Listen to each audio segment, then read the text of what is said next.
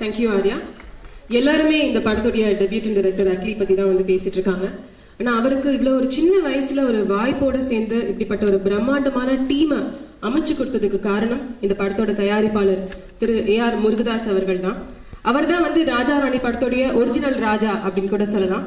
ARM production சார்பாக படத்தின் தயாரிப்பாளர் திரு AR முருகதாஸ் அவர்களை பேச அழைக்கிறோம்.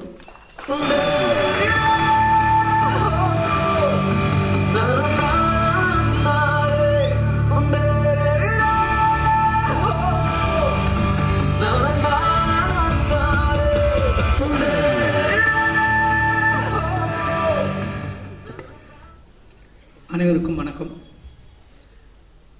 ஃபாக்ஸ் ஸ்டாரோட சேர்ந்து எங்கள் AR முருகதாஸ் ப்ரொடக்ஷன் பண்ணுற 3வது படம் இது. ப்ரொடக்ஷன் வந்து ஃபஸ்ட்டு விஷயம் வந்து நிறைய யங்ஸ்டர்ஸை வந்து அறிமுகப்படுத்தணும், நிறைய நடிகர்களை சினிமாவுக்கு அறிமுகப்படுத்தணும் அப்படிங்கிறது தான் என்னோட ஒரே ஒரு ஆசை, வேறு ஒன்றும் கிடையாது. இந்த படத்தில் வந்து அட்லி வந்து எங்கள் ஒரு கம்பெனி மூலமாக வெளியில் வந்திருக்காரு, ஒரு இண்டஸ்ட்ரிக்கு ஒரு நல்ல டைரக்டர் கொடுத்துருக்கோம் அப்படின்னு நினைக்கும்போது இந்த படத்தில் எனக்கு வந்து ரொம்ப மனசு திருப்தியாக இருக்குது. ஒரு சின்ன படமாக ஆரம்பிக்கிற மாதிரி வந்தார். ஸோ அதுக்கப்புறம் அவரோட ஹார்ட் ஒர்க்கு, பின்னாடி இருந்த மகேந்திரன் சார், சண்முகம் சார், இவங்களோட இதில் பெரிய சைஸ் ஆகிடுச்சு. இவ்வளோ ஒரு மல்டி ஸ்டார்ஸை வச்சு இவ்வளோ பெரிய படம் பிரம்மாண்டமாக கலர்ஃபுல்லாக பண்ணியிருக்காருங்கும் போது ரொம்ப சந்தோஷமாக இருக்குது.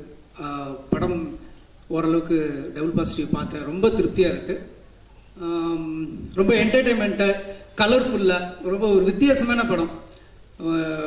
வழக்கமாக வந்து நான் வந்து ஒரு சங்கர் சார், மணி சார் படம் அது மாதிரி இருக்கணும் அப்படின்னு சொல்லி எதிர்பார்ப்பேன். இந்த படம் வந்து ஒரு மணிரத்னம் படம், கௌதம் மேனன் படம் மாதிரி கலர்ஃபுல்லாக ரொம்ப என்டர்டெயின்மெண்ட்டாக யூத்ஃபுல்லாக இருக்குது. நிச்சயமாக யங்ஸ்டர்ஸுக்கு எல்லாருக்கும் பிடிக்கும். அட்லி வந்து தமிழ் சினிமாவுக்கு ஒரு நல்ல பெரிய டைரக்டராக வருவாருன்ற ஒரு விஷயம் இந்த படத்தை பார்க்கும்போதும் எனக்கு நம்பிக்கை இருக்குது. இந்த படத்தில் வந்து அடுத்து வந்து ஆர்யா. இந்த படத்தில் பொதுவாக வந்து ஆர்யா ஒரு டைரக்டர்களோட ட்ரீம் ப்ராஜெக்ட்லலாம் இருக்கார்.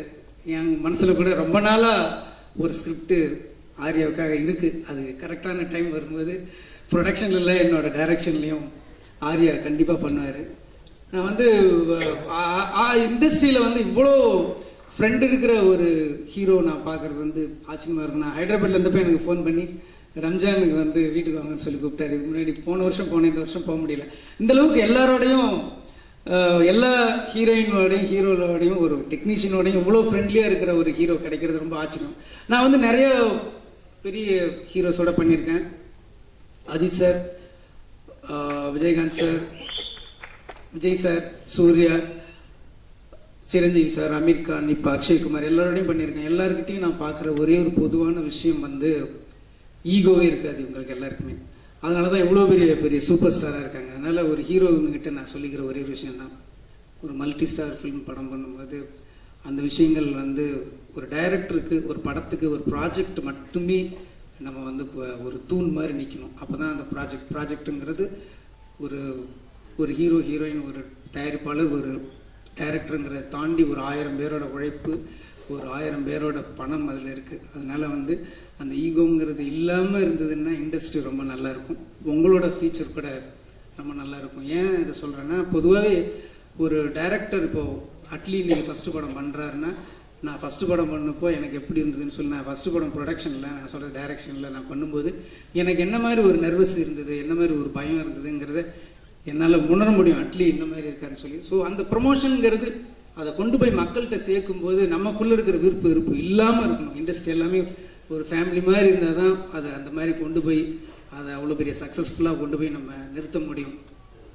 வந்து ஒரு டைரக்டர் வந்து ஒரு படம் ஆரம்பிக்கும் போது பார்த்தீங்கன்னா ஃபஸ்ட்டு கதை எழுதுவாங்க. யாரோ ஒரு ஹீரோ வச்சு, யாரோ ஒரு ஹீரோயின் வச்சு, அந்த ஹீரோக்கே தெரியாது நமக்கு ஒருத்தன் இந்த மாதிரி உட்காந்து சாலிகிராமம், வடபழனி, கோடம்பாக்கம், டி நகரில் ஒரு ரூமில் உட்காந்து நம்மளை நினச்சிக்கிட்டு ஒரு கதை எழுதுனான்னு அந்த டைரக்டர், அந்த ஹீரோக்கே தெரியாது. அவங்க வேற ஒரு படத்தில் நடிச்சிட்டு இருப்பாங்க. அந்த டைமில் வந்து அவர் எப்படி லவ் பண்ணுவார், அவர் எப்படி ஃபைட் பண்ணுவாருன்னு கற்பனை பண்ணி ஒரு டைரக்டர் கதை எழுதி அதை கொண்டு போய் ஒரு ப்ரொடியூசர்கிட்ட காமிச்சு, ப்ரொடியூசர்கிட்ட ஓகே பண்ணி, அதுக்கப்புறம் ஒரு ஹீரோவை பார்த்து, அதுக்கப்புறம் லொக்கேஷன் புக் பண்ணி, அதுக்கப்புறம் ஒரு கேமராமேன், ஆர்ட் டைரக்டர் எல்லாத்தையும் பார்த்து திருப்பி ஷூட்டிங் போய் ஷூட்டிங்லாம் முடிஞ்சு திருப்பி எடிட்டிங்கு, ரீரெக்கார்டிங், ப்ரொமோஷன், ஃபர்ஸ்ட் காப்பி, படம் ரிலீஸ் ஆகுறது, ப்ரொமோஷன் சொல்லி இவ்வளோ பெரிய ஒர்க் இருக்கு.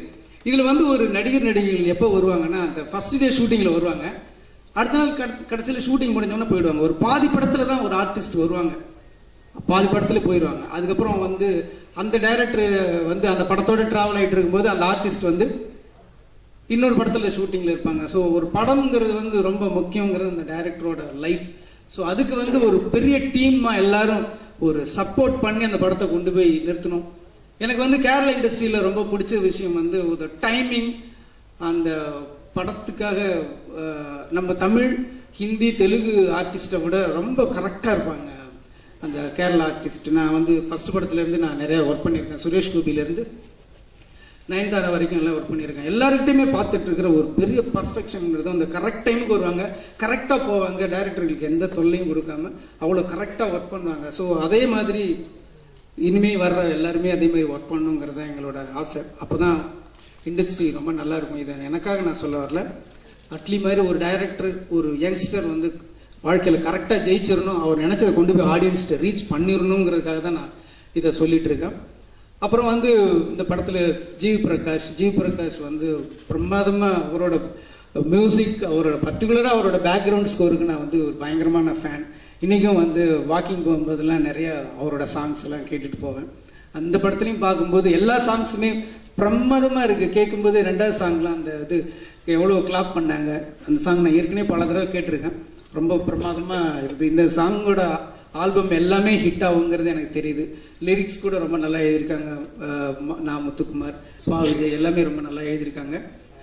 ஜார்ஜ் இந்த படத்துல கேமரா ஒர்க் பண்ணியிருக்காரு. எவ்வளோ கலர்ஃபுல்லா, எவ்வளோ அழகா ஒர்க் பண்ணியிருக்காரு. அந்த ப்ரொடக்ஷன் வேல்யூ எப்படி இம்ப்ரூவ் பண்ணியிருக்காரு, எவ்வளோ கலர்ஃபுல்லா பண்ணியிருக்காருங்கிறது இந்த படம் பார்க்கும்போது உங்களுக்கு தெரிஞ்சுது. அதை விட ரொம்ப சந்தோஷமான விஷயம் வந்து இந்த படத்தை பார்த்துட்டு தான் நான் வந்து என்னோட அடுத்த படத்துக்கு வந்து ஒரு கேமராமேனா புக் பண்ணியிருக்கேன். ஸோ அது வந்து வேற எனக்கு, நான் ஜார்ஜை வந்து அந்த ஷூட்டிங்ல பார்த்தேன். ஷூட்டிங்ல 100 பேர் பார்க்கும்போது ஒரு ஆளை தான் நிறைய பேர் இன்ட்ரோடியூஸ் பண்ணாரு. அட்லி வந்து இவர் ஒருத்தரை இன்ட்ரோடியூஸ் பண்ணும்போது எனக்கு உடனே பிளாங்க் ஆகி யாருமே மைண்டுக்கு இல்லை. ஒரே ஒரு விஷயம் தான் இருந்தது, அவரோட ப்ராடக்ட் மட்டும்தான், வேற எதுவுமே தெரியாது. அந்த படத்தை நான் டபுள் பாசிட்டிவ் பார்த்தோன்னு ரொம்ப பிரமாதமா இருந்துச்சு.